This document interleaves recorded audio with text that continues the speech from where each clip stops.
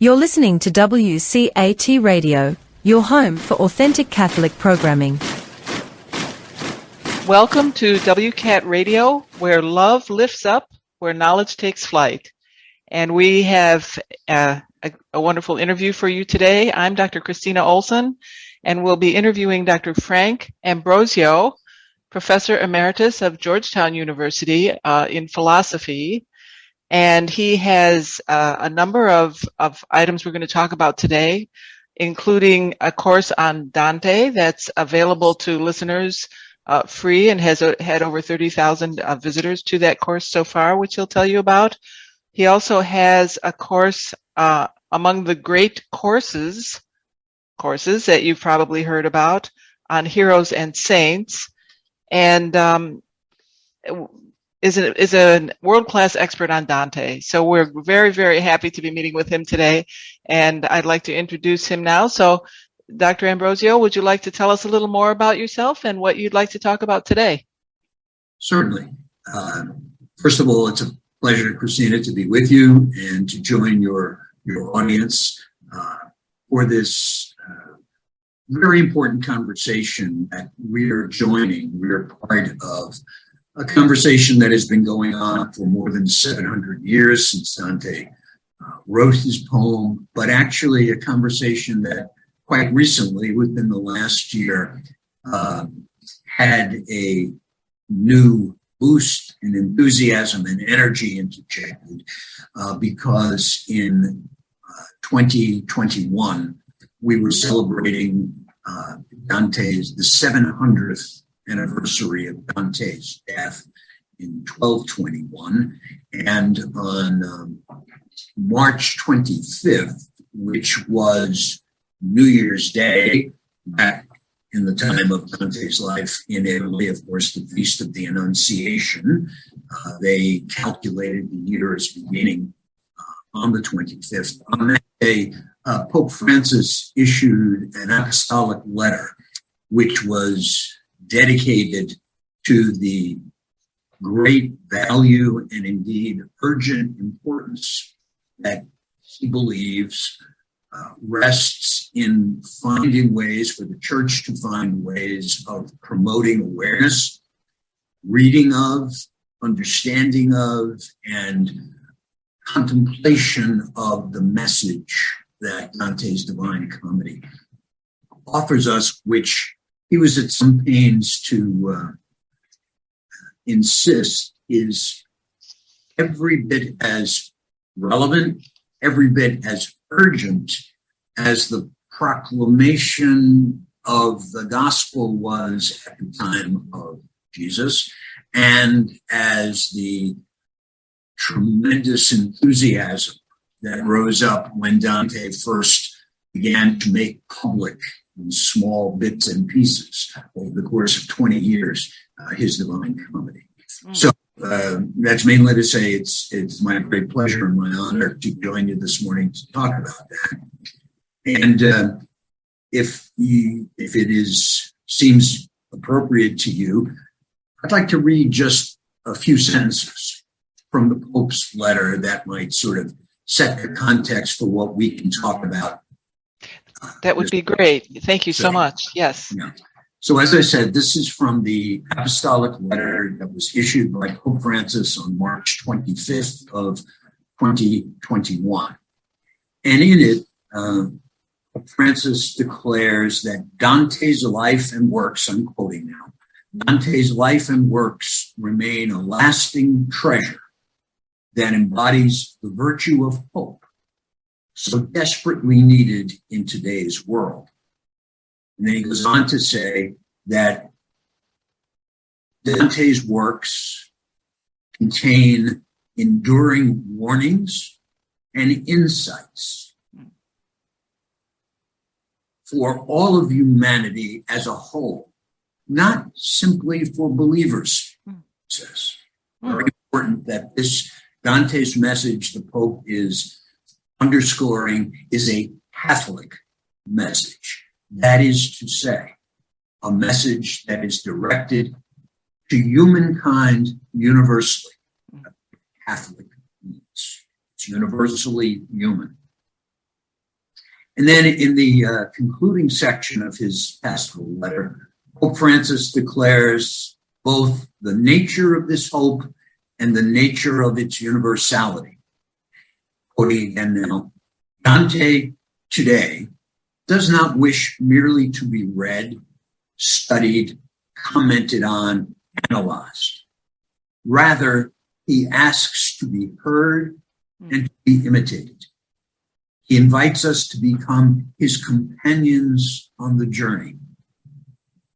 If Dante tells his tale in a beautiful way, using the language of the people, yet elevating it to a universal language, it's because he has an important message to convey, one meant to touch our hearts and our minds, to transform and change us, even now, in this present life.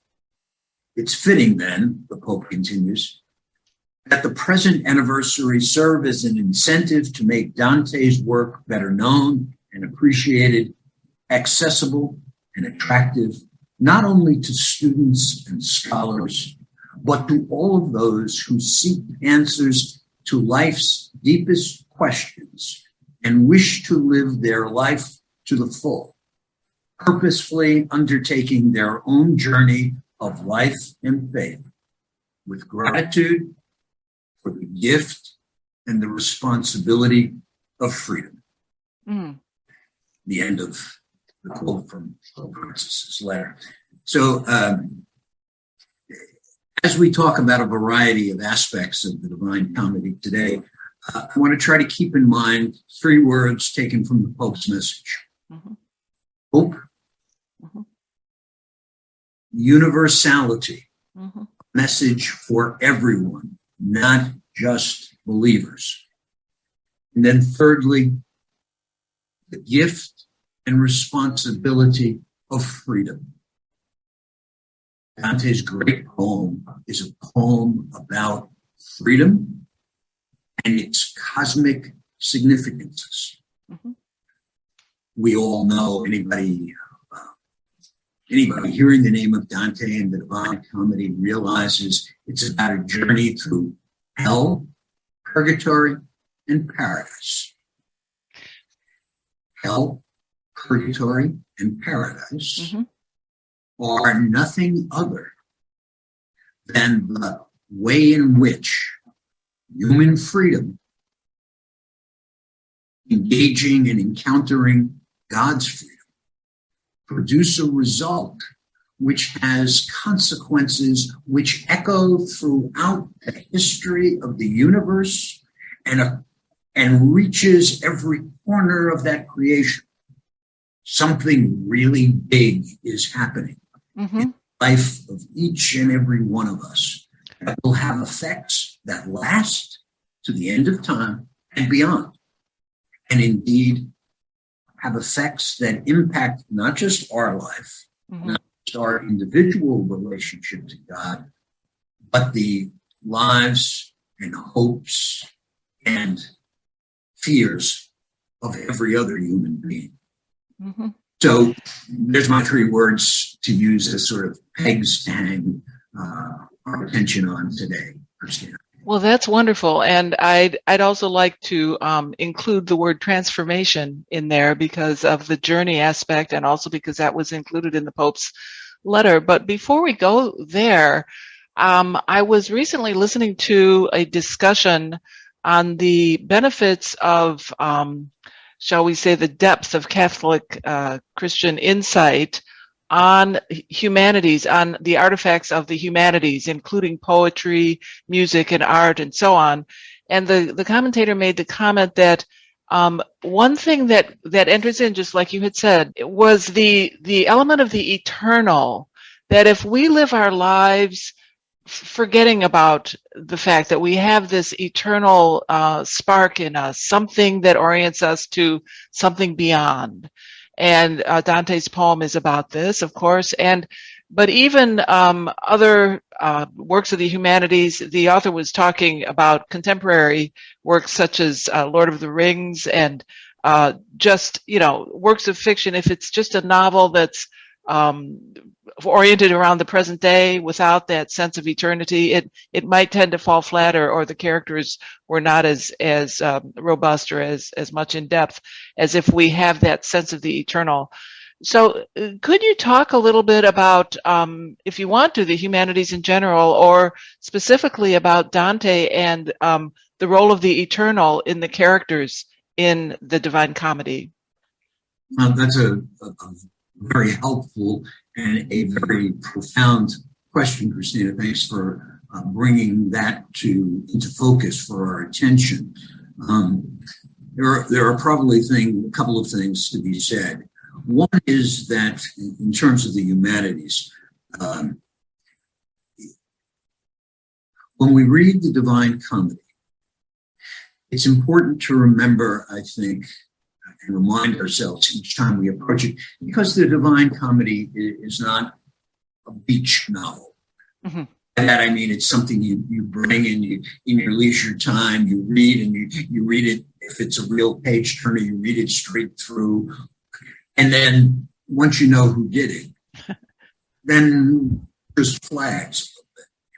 No, the Divine Comedy is precisely, and this is, I think, part of what the Pope was calling to our attention. The Divine Comedy justifiably can and should occupy a place in our lives that is very similar to and very close to that of the Gospels. That is something to which we return repeatedly, because a first reading or even a second reading is not sufficient. We need to contemplate the scenes that we find, just as we contemplate the episodes of the life of Jesus in the gospel. We return again and again and again, because it is always possible to enter into the reality of what we read there, and specifically enter into that reality in the way we try to enter into the life of Christ. That is by placing ourselves in the scene. Mm. And when Dante asks us to view the sinners in the Inferno, to view the penitent souls in the purgatory, and to view the souls who are enjoying the glory of God in the paradise, it's because he thinks we can find ourselves in each and every one of those characters. It's not a question of, well, you're either in the Inferno, or you're in paradise, or you're in purgatory, but that all of those realities are at work. Life we're living here and now. They're possibilities that our freedom could choose. The sort of the difference between eternity and the world of our lives and the spaces and places and people and encounters of our lives is that our lives are not yet decided. The challenge we face is to decide in every moment of our life, when we run into something in someone else or in ourselves that suggests there might be evil here, might be the absence of love here, to ask ourselves where we stand in relationship to that. So decision, act of freely and progressively in the journey of conversion, as you well say. We're constantly trying, in the process of deciding who we want to be. And it's that Dante invites us, because the pilgrim in the story, Dante, the character in Dante's story, his journey is about constant, repetitive, progressive decision-making. That's the responsibility that the Pope spoke of, the great gift of being free to choose our identity finally in the sense that it will last. It will have an impact that cannot be erased from the history of the universe as a whole. Now, that's extraordinary responsibility. to take. But it's also, as Pope Francis says, the hope that your life, my life, our lives can make a difference. In one sense, a small difference, a humble difference. But in another sense, the story insists, no, it's a difference that will have an effect on everything and everyone. Well, one of the differences, Eternal in that sense. yes, I think of two things as I hear you talk about that. One is, as I journey with Dante through the 9 circles of hell and am horrified and shocked at some of the similarities I might see among those sinners to things I had done or thought of doing, or and so forth. And of course, am horrified and want to be different, make choices that do not land me there, that there's a sort of a self-serving way of making choices, if we can call it that. Of course, if it's God's will that we move toward him in heaven, then it also serves God's will, but it's kind of self-oriented.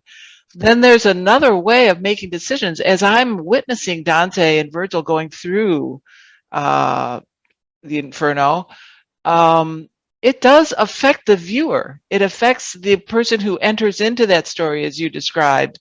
That reminded me, as you spoke about that, in relation to reading Dante the way we might read the Gospels, of St. Ignatius's composition of place in Lectio Divina, that we picture ourselves in the Gospel story, picture the story, and place ourselves in that picture that we create to really enter into that reading of the Gospel stories. So in that sense, I think even hearing people talk about Dante, such as your course or lectures and so on, can help me anyway, think about, I can't help but be drawn to that place. I mean, some of the imagery is so striking and horrifying that I must be drawn in there. I definitely get a sense of how that benefits the reader. I'm wondering, other than observing our route, observing Dante's route through this, and Dante writing this particular work, how we might think about, would I say, larger decisions, or more the decision of what's my legacy to the world? I mean, as you were speaking, it made me think about questions like that if no act is really lost, if we can make a choice that our lives would have a difference, how might we approach those decisions? And how can Dante help us with some of those larger decisions? Again, very helpful and far-reaching question. It gives me occasion to say one thing as a preliminary before I respond directly. Okay. I think it's also important when we say that Dante's poem is like a gospel. One of the first things that should remind us of the reason why you can return to the Gospels over and over, and you never feel you've had done with them, you're finished with them, or you've understood it. There's always more. Human freedom and the ability to make a decision that has cosmic impact and lasts forever. We should recognize, stop and think that, well, that's mysterious. I don't see how I in any way can affect everyone. Mm-hmm. I'm not God, I'm not a hero, I'm not a saint, Mm-hmm. But again, Pope Francis says, the hope of actually being invited into, embraced by, transformed by the love of God means to become a part of everything. That is, does good or does evil, helps or hurts, harms or heals. So when Virgil leads Dante in the Canto 3 of the Inferno through the gates of hell, he doesn't immediately try to describe hell or the nature of the experience of that. He simply identifies hell with the phrase that's written above the doorway, and that is, abandon hope, you who enter here. Hell is hell because it is impossible for the souls there to have any. And I think that's important and worth dwelling on in a sort of contemplative way just for a moment. What does it mean to abandon all hope?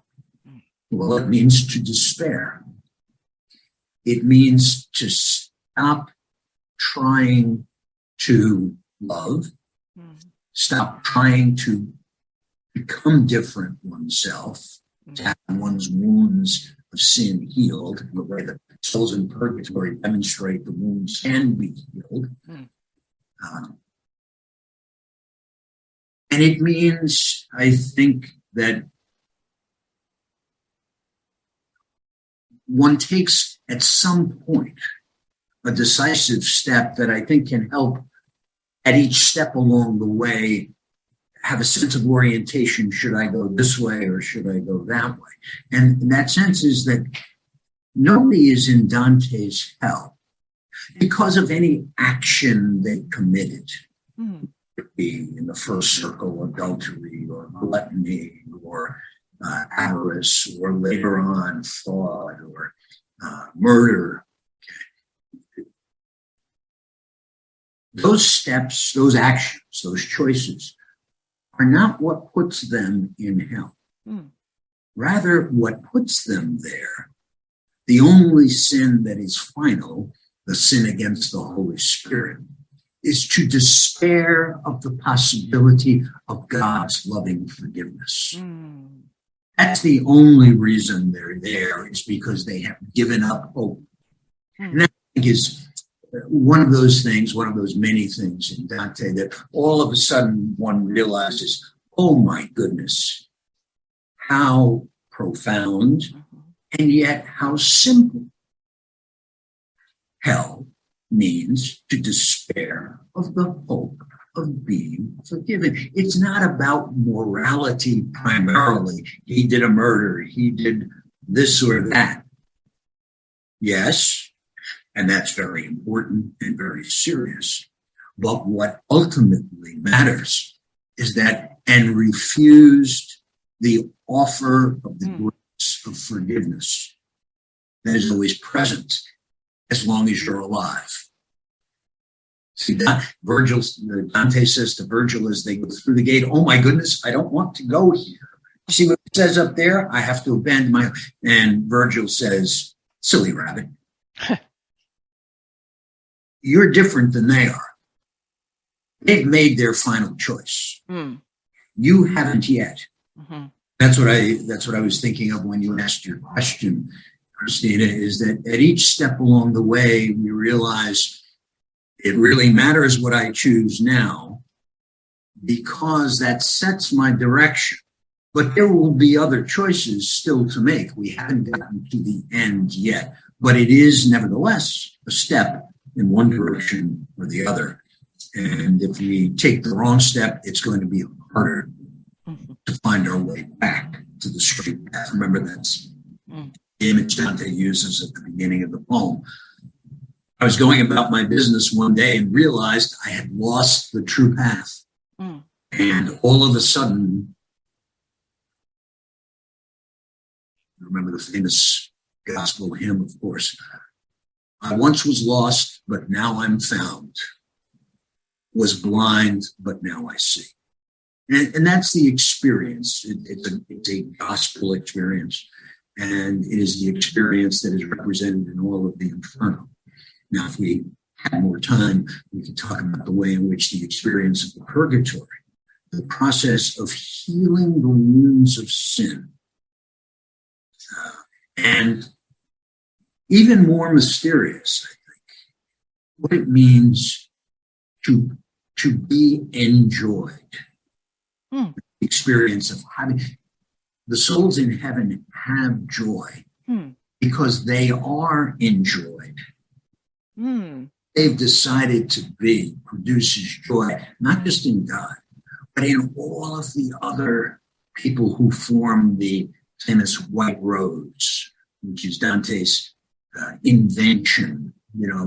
It's another one of those great acts of mystery. And again, I emphasize, we should never think we understand the meaning of the gospel story or of any of the great doctrines of the church. We think we understand them because we can follow the concept. Mm-hmm. That's superficial. It's important. It's a necessary step, but it remains superficial.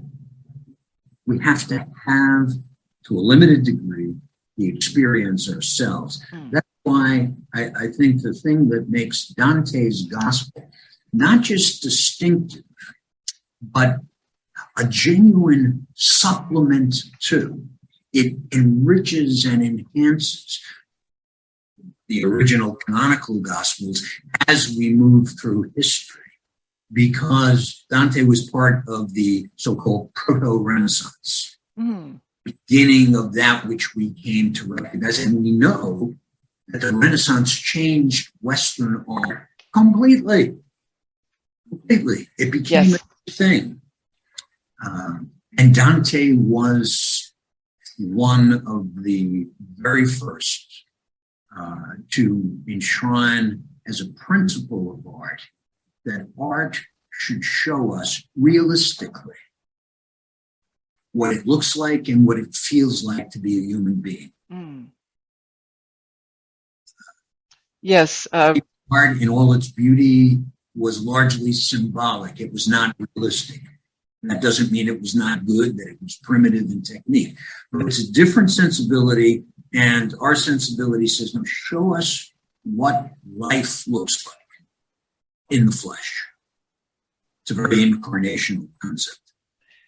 Yes, the shift in art during the Renaissance to showing people in more realistic poses and more realistic ways was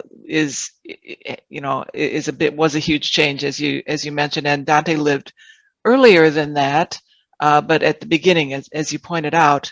I just want to jump in here for a moment and say, if you've just joined us, we are on WCAT Radio, where we say that love lifts up where knowledge takes flight. And we're exploring knowledge of Dante and of the humanities with Dr. Frank Ambrosio. Dr. Ambrosio, I wonder if we might return to the theme of universality for a moment and think about, first of all, we want to remind our listeners that you all entering here do not need to abandon hope. This is a very hopeful conversation. And we are going to continue to talk about Dante's Divine Comedy, especially in this year of celebration of the 700th anniversary of his death, where there's been a renewed interest in Dante.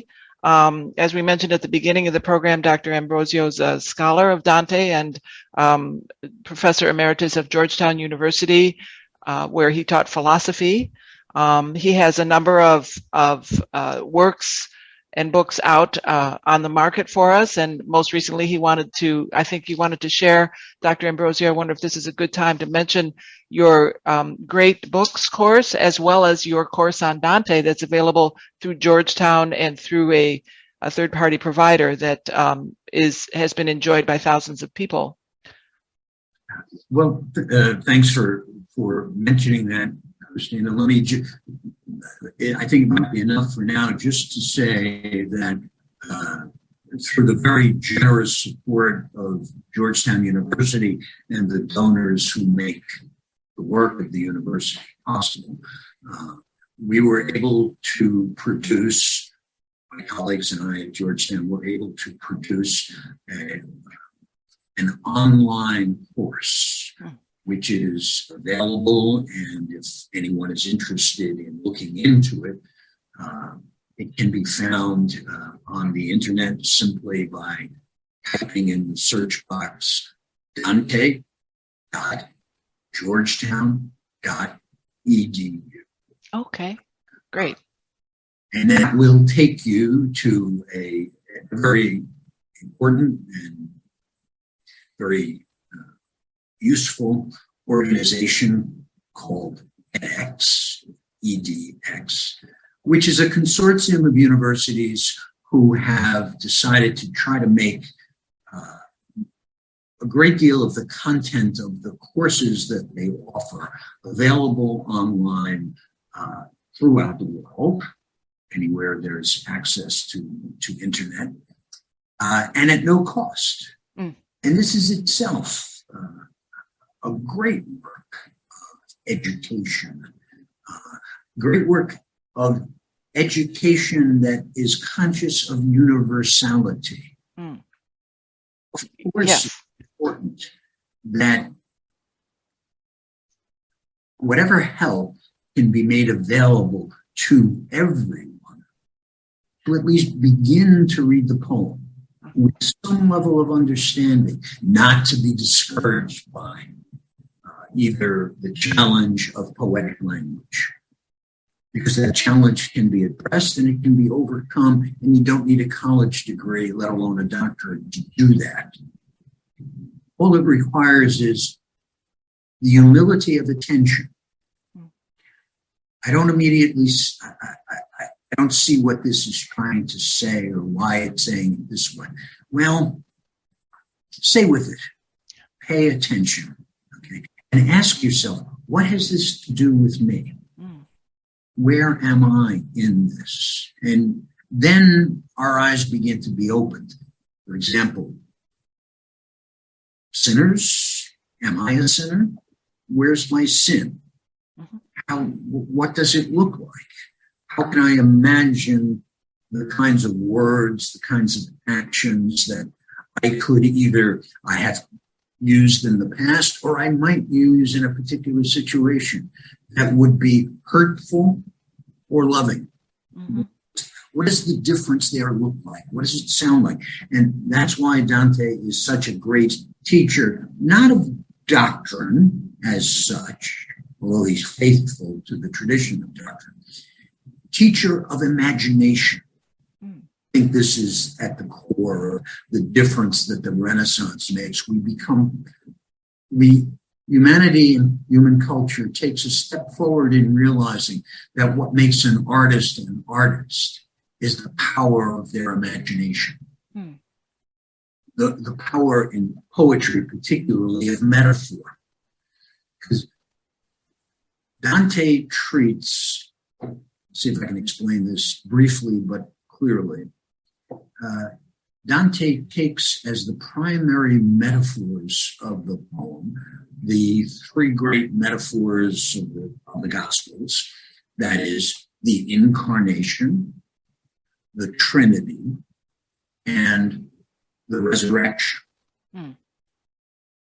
Now, pause just a moment to say, yes, I said metaphors. They are metaphors.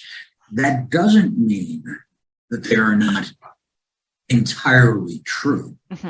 It means that they're more true than can ever be expressed, either on the basis of facts or on the basis of concepts. It's not less true than the precise truth. It's more true in a mysterious way than any human being can fully imagine. Metaphors are like anchors that hold the boat in place in the midst of a storm when it's getting buffeted by waves and is in danger of being, cast up on the rocks. They give us something to hang on to. One great poet, the Irish poet James Heaney, talked about it as a spacewalk. Poetry is like walking on thin air, in that it gives us footholds that otherwise wouldn't be there. So anyway, this is that sense. And taking one step further, that's where the universality of the poetry lies, in the fact that the metaphors give us human images to hang on to as we try to fathom the mystery which they point. Yes. The great mystery of incarnation. Mm. Of course, we know that the Jesus of the gospel was born of a woman, lived a human life, died, and then a metaphor is introduced, resurrected. We don't know what that means. It doesn't mean simply coming back to life. We're told that it's a transformation of what we do know into something we don't know. Mm-hmm. But yet, at the same time, it helps us imagine what that mystery might be trying to tell us. The great mystery of the Incarnation is that the divine is in the human and the human is in the divine. And that meeting occurs when the Word becomes flesh. Mm-hmm. Dante thinks that St. John gives away the whole secret there. He says the Word became flesh. The word, poetry, is the distilled essence of the power of the Word, as human beings can imagine it and can experience it. And when that Word makes present the flesh of our life here, flesh and blood of our life here and now, then it reveals a mystery that can never be fully fathomed. Well, it draws us into a deeper place of our very human life here and now. I mean, when I think of Dante's character, Dante as Pilgrim in the comedy, wrestling with someone in hell, I mean, grabbing his hair and, shaking that guy's head and interacting with his political adversaries, and recognizing people who he knew. It calls into focus or into relief or something, makes present. It allows me to picture my own life, the people that I interact with, and how my encounters maybe have gone, and how I have maybe felt positively or negatively toward the people in my life. And it does make real by telling a story. Just recounting that there was a father who had two sons, and one went off and one stayed with him, and then the other one came back and the father was happy. That's great. But when Jesus tells the story, he fills out all the details, and the father is looking for his son, in the Gospels, the various, I guess I should say the Gospel writers, put that into the mouth of our Lord. And it enriches it so much. So the word, your point about the word or speaking and writing, and the metaphor being more true when it's enriched with the story around it, makes sense when we think about storytelling as revealing truth, for example, in the gospel stories. So yeah, it makes sense. Absolutely, because as you say, a parable like that of the prodigal son will be an episode in the Divine Comedy, and depending upon how you spin it, in the purgatory, it could go in the inferno, it could go in the paradise. I guess so. That's another one of these marvelous revelations, because if it's like a gospel, one of the reasons it's like a gospel is because it reveals the mystery. Okay. Reveals the mystery in a way that's different from the Gospels, and yet always true to the spirit of the Gospels, the inspiration of the Gospels, that it is born of the Holy Spirit. Okay. And I don't think we should ever be frightened by saying Dante has written a new gospel. It's still, of course, the gospel of Jesus Christ. But on the other hand, it's portrayed differently. Well, I wanted to ask you, in terms of morality and sin and universality, how might this writing appeal to members of other religions or members of people who might identify themselves as of no religion. If we think in terms of morality, as a Christian, I'm used to thinking in terms of sin. That's a concept and a fact I'm sort of used to thinking about. But there may be people that to whom Dante could appeal and could have, this universal appeal, that might think in terms more of moral choices, right and wrong. They might think in terms of relativism. There are no absolute goods or evils. What do you say about the universality of this work when we think of people of different ideological or religious backgrounds? Just let me say how very much I appreciate the thoughtfulness and insight of your questions. It makes my task so much more simple because you keep me on track. Thank you. On track with regard to things that matter.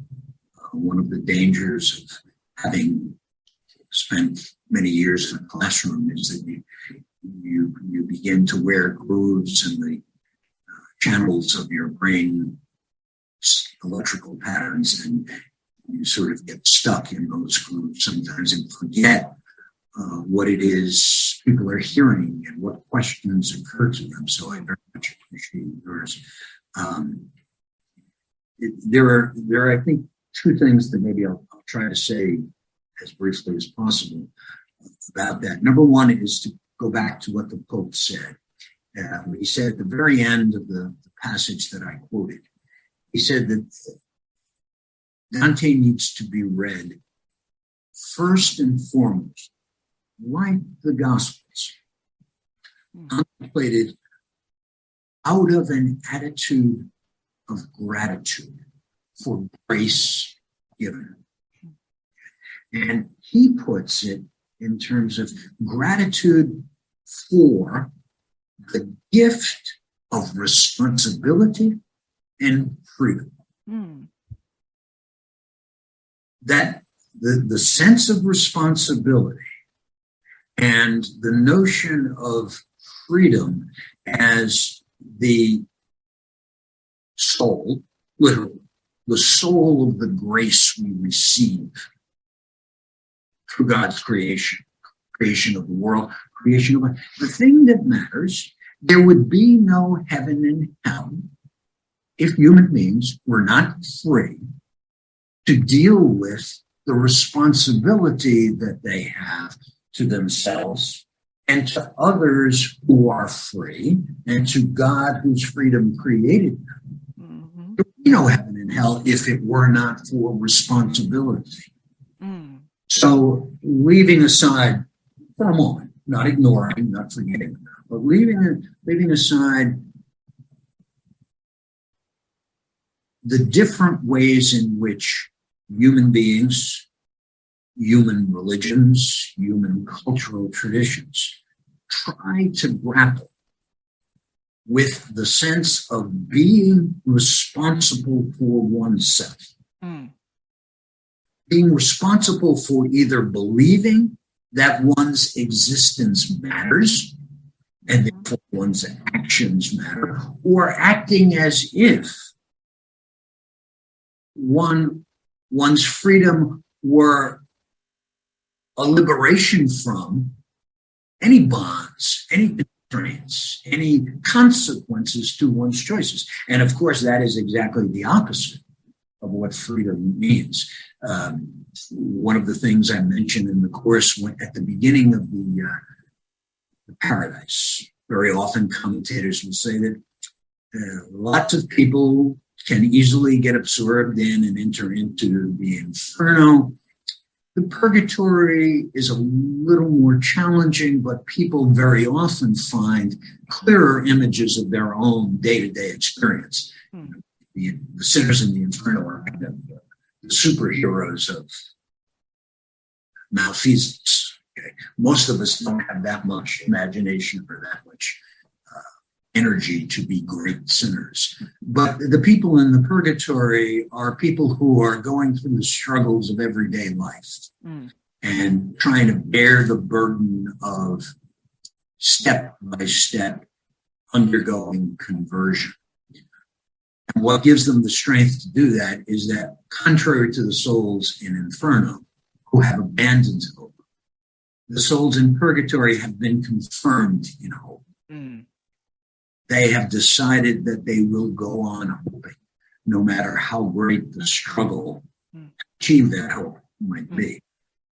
But when you get to paradise, and joy is presented as the fulfillment of that hope. In other words, okay, you've been hoping faithfully all this time and working at getting here, and now we're going to find out what that hope actually means. What is the fulfillment of that hope? What is joy? There's a well-known and very, I think, profound quotation from Dostoevsky in the Brothers Karamazov, in the section that has to do with the so-called, the character referred to as the Russian monk. And in telling the story of his own conversion, the Russian monk recalls the death of his brother. And just before his brother dies, he tells him, "My little children, remember we are already in paradise. And we are in paradise as soon as we remember that we are all responsible to all our brothers and sisters for everything." Wow. Okay. It may seem as if we are individuals making our own choices. The joy of heaven is to see that all freedom is shared, is exchanged as a gift, Eucharistically, Dostoevsky would say, and Zosima would say, is exchanged among us as food and drink. Christ says, "Come to me, you blessed. When I was hungry, you fed me. I saw you hungry. What you've done unto the least of my brethren, you've done unto me." That makes it very, very simple to understand why responsibility is the doorway into paradise. Being able to respond and recognizing that who I am is decided by how I respond to human need. Now, you don't have to be a Christian, you don't have to be a Catholic to recognize and have the spirit of universality, that conception of freedom, and the fact that how you use that freedom, it really does make a difference, permanent and cosmic. I just have a sense that is true. I mean, it's when we experiment with helping someone else, honestly, it feels so good. It's a sense, it's a feeling of, oh, I helped that person. They gave me a chance to help them. So we were able to connect. And that's a human event that doesn't always happen. Sometimes we shut each other out, or when I have a need and someone is willing to help me, I'm so grateful, And Yes. So it feels good. And it's not just the feeling good of license. It's a genuine helping of someone else. It's even if it's something small, like Jesus said, give them a drink of water. Your reward won't be lost.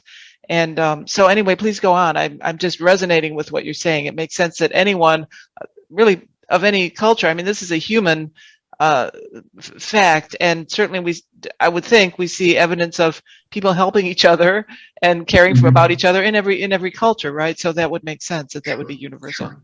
And that sense of who I am depends upon not just how I treat others, but how I am treated by others. There's no separate self there. And yet, both the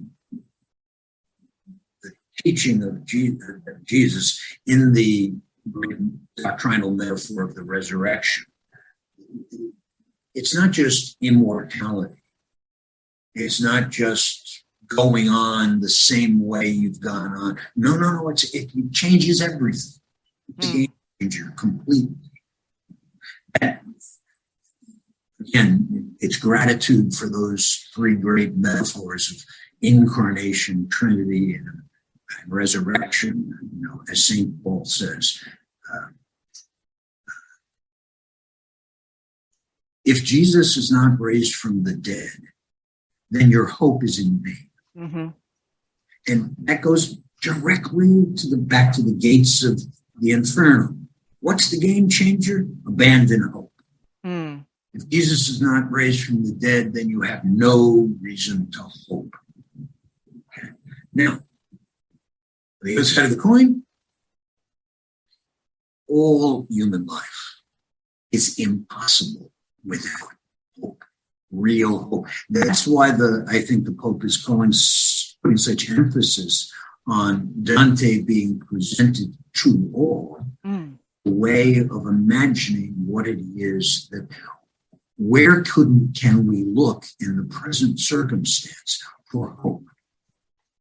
And I think he's implying that what Dante is saying is, look to yourself, not in terms of the strength of your freedom to offer others hope, but look to your own need for hope and hope that help will come to you from another. And if it comes from the other who is God, then the incarnation means that will take the form of coming to you through other human beings. And let me quickly connect that with two of the most obvious things about the poem. Dante's journey is not just a journey to God, it's a journey to God by returning to his beloved Beatrice. I was going to ask you about Beatrice. Perfect. Okay. Yes, thank you. Sometimes people look at me. It happens very often. People look at me as if I have two heads. But in terms of talking specifically about the poem, most of the time that takes the form of appearing to have two heads when I say that Beatrice is the reality, the embodied, incarnate reality of the salvation of Jesus Christ as it was experienced by Dante. Beatrice is Jesus in his life. And quickly add, there is nothing radical, revisionist, or even slightly unorthodox. Because all that is to say is that the resurrection is the transformation of the power of Jesus from the historical person to the spirit who lives in the world, the spirit who lives in the world through the church and through the communion of those who belong to the church. It's simply an imaginative unfolding of one of the mysteries of the gospel, that salvation only comes through the flesh and blood of a human person, by the power of the Spirit at work in persons, not because of the person themselves, but because the person has in them the Spirit of Jesus. Beatrice incarnated the Spirit of Jesus for Dante, and therefore was the location of her hope. So for him to get to God, he has to get back to the location where he received hope. He experiences that when Beatrice reveals to him the forgiveness of his sin. We can have a long discussion about what that sin is, but And it's one of the great joys of Dante's poetry to see how he tries to imagine that moment of grace, because Beatrice is not kind to him. Forgiveness is not simply reassurance. She says, I am here to require you to say how you failed me, how you failed the offer of God's love that I incarnated for you. And Dante must say that. And this, I think, this is very personal to me. I hope I hope it's not obscure and may be of help to others, but I attribute the possibility of, or the source of whatever insight is contained in my reading of that part of the poem to the very profound experience for which I am immensely grateful of having had the occasion to make the full Ignatian retreat, the so-called 30-day spiritual exercises of St. Ignatius, because it taught me experientially that the source of all grace comes in the realization of being a forgiven sinner. That's the source of gratitude, and gratitude is the flesh and blood of joy. So to be grateful, there's only one thing to be grateful for, that my sins are being forgiven. Well, that message she brings. And the conference. That's the reality of the gift she delivers to him. And it's why she can lead him into paradise. The confrontation you describe requiring Dante to face himself, really, and be reflective enough and admit, oh, yes, I have been a sinner. I need forgiveness. I'm doomed without it. I mean, it's that kind of self-searching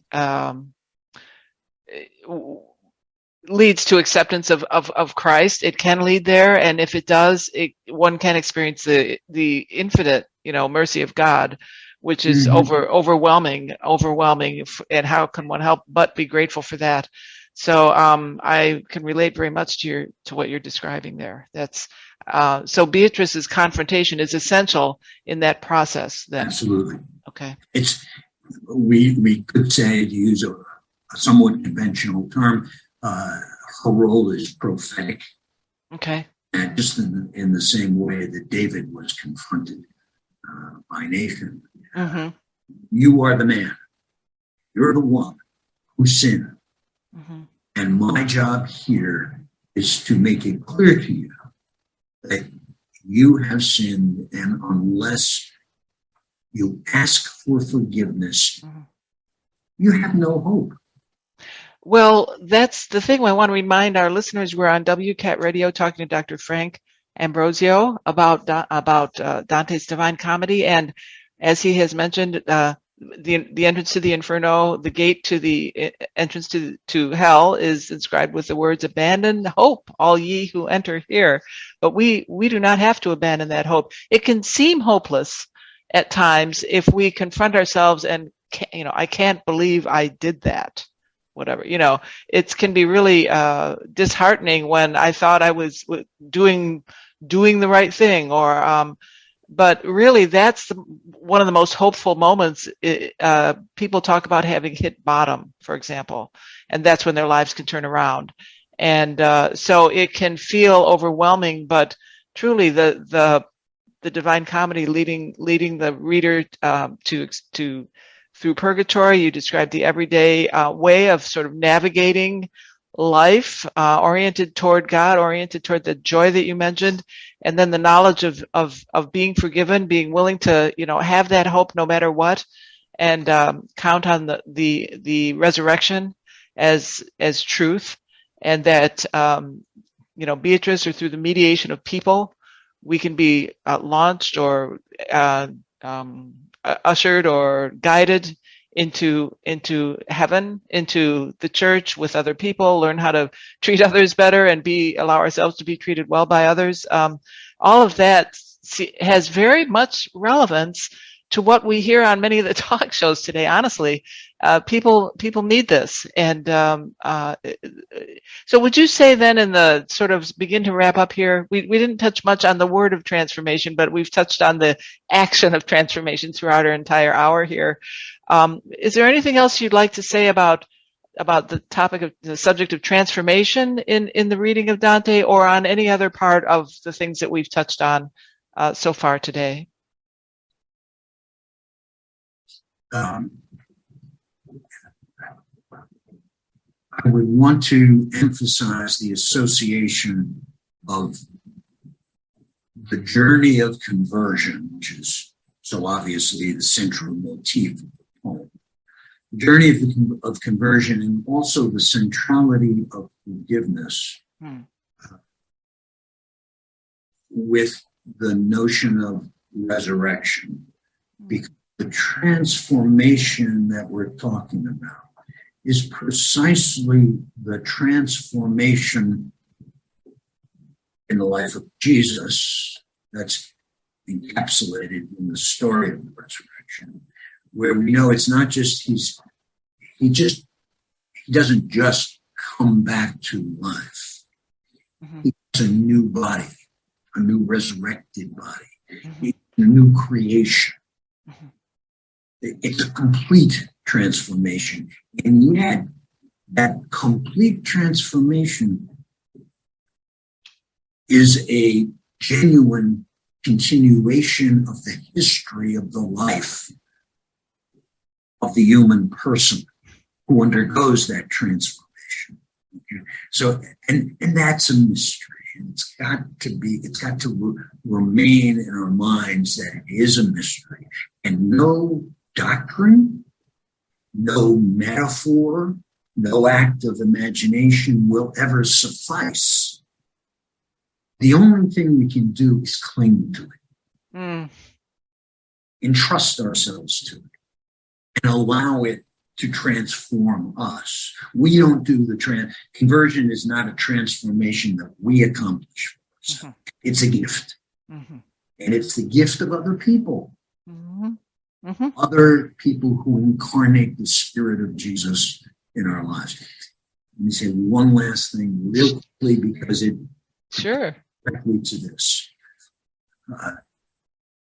The great story of the Divine Comedy, of course, is Dante's journey to God by returning to Beatrice, who offers him God's forgiveness and thereby allows him to enter into the paradise for which she guides him. There's one other central figure in Dante's journey, and that's the figure of Virgil. Virgil occupies, I think it's accurate to say that Dante is as much concerned with the character of Virgil in the poem as he is concerned with the character of Beatrice. Simple fact of the matter is, Virgil occupies more of Dante's time on the journey, leads him through a greater stretch of the territory of the afterlife than Beatrice does. I think it's accurate to say that in Dante's mind, it is clear that he could not make it back to Beatrice without that help of Virgil. Okay. The great mystery, great challenge of imagination and compassion that Virgil presents is the fact that it's announced the first time Virgil opens his mouth. Almost the first thing he says is, I will help you get there, but I cannot go there myself. I will have to return to limbo, the first circle of the inferno. And there I must continue to suffer what is the only real suffering. There's no punishment there, because everybody there was either innocent or virtuous. These are good people. However, what they suffer there is an eternity of sighing. Mm. Sighing because they know they can never hope to be with God. Mm. I would suggest that from the very beginning, that is a mystery, but a mystery that causes Dante profound sorrow. Mm. And that sorrow is based quite simply on the issue that Pope Francis addressed here. It seems that that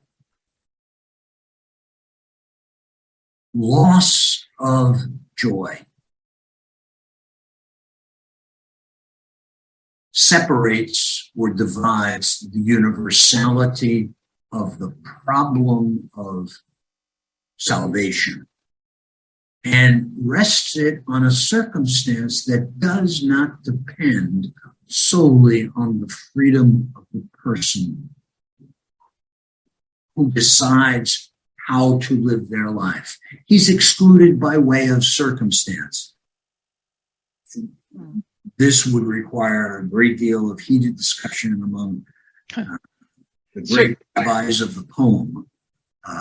Circumstance because he was born before. He was born Christ. before Christ. Yeah.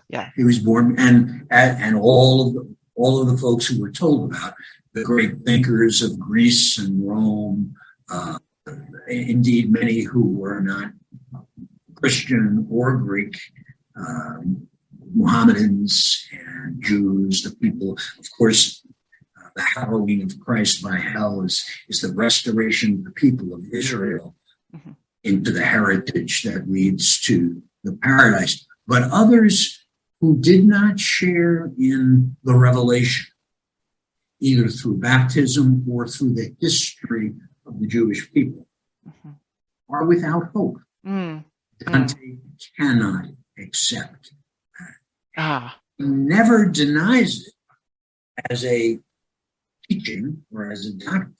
Okay. Say, no, that's wrong. He writes his poem with Virgil carrying that faith, but in a way that I won't try to go into now. In the Paradise, we're given very strong reason to think that Dante believes that the poetry of the Gospels, including the poetry of the Divine Comedy, is enough to save even Virgil. Wow. Okay. That's interesting. Now, as I said, that's a controversial topic, which will get you a lot of heat and sometimes some light. Certainly a lot of heat among, the rabbis of the poem. But I believe it is as important to Dante that universality of Christ's salvation, which cannot be refused to anyone who hopes for it and lives in communion with that hope. There's one of the 16 Vatican documents discusses the Catholic Church's relationship with people of other Christian communities, and a different one for interfaith. So I would have to refresh my mind on that, but I believe I recall that something similar seems to have been stated there. We'd have to reread it. And but I must admit, I think the Pope identifies it in part as he does here, because at the very least, I think he's saying we must continue to contemplate the mystery, the salvific power of Jesus in the world, and not succumb to the temptation to partialize that in a way that doesn't honor the mystery of God's grace and of God's salvation. God's grace and God's salvation, and the fact that all people are created in the image of God. That's a wonderful note to close on. It's a hopeful note, and it reminds us of, again, the universal message and hopefulness of the Christian message, at whatever degree one is able to have heard it due to circumstances or whatever else might have come along. Exactly. So that's a great message. And just we'll remind again our listeners that we're on WCAT Radio, where love lifts up, where knowledge takes flight. And we've been talking to Dr. Frank Ambrosio, Professor Emeritus of Georgetown University. We're very grateful, Dr. Ambrosio, to have had the chance to learn more about your teaching and your accomplishments and your guidance to us through Dante's Divine Comedy. So especially around this time of the 700th anniversary of his death. So with that, go ahead, please. Yes. I just want to end by thanking you once again and for the insight and for the openness of the questions that you posed. And I think is testimony to the fact that Dante is approachable. I know you've read the Divine Comedy, but the facility with which you have been able to identify and form questions about it should be an encouragement to anyone that if they open themselves to the encounter, there will be no shortage of good conversation and no shortage of insight and growth, which the poem continues to offer in a way that is closely connected with the Eucharist. It's an open invitation to be fed and to be satisfied. So thanks to you, Kristina, for the part you played in this conversation this morning. Well, very, very much appreciate that. And yes, people can, we'll remind them that there is a course that you've produced at dante.georgetown.edu, right? And that they'll be asked to log into edX to access those free materials. Right. And let me just add one last thing, and that is, should anyone wish to be in contact with me, I won't try to give you my email address, but you can simply go to the Georgetown website and in the directory find me, and I'd be more than happy to hear your comments, your questions, and try to respond to them as best as I can. Well, that's a wonderful invitation. And so georgetown.edu would be the website of the university, I would think. Yeah, just Georgetown University. And the people will find it, sure. So, well, thank you very much again. And with that, I guess we'll sign off for the day. And we hope you have all been enriched at listening to Dr. Frank Ambrosio. And we'll welcome you to another interview in the future.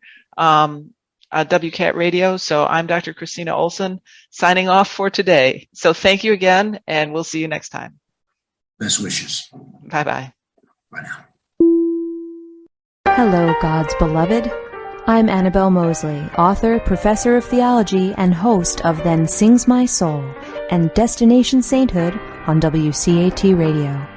I invite you to listen in and find inspiration along this sacred journey we're traveling together to make our lives a masterpiece and, with God's grace, become saints.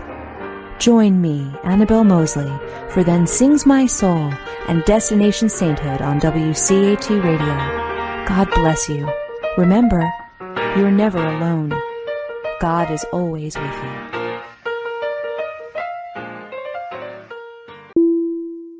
Thank you for listening to a production of WCAT Radio.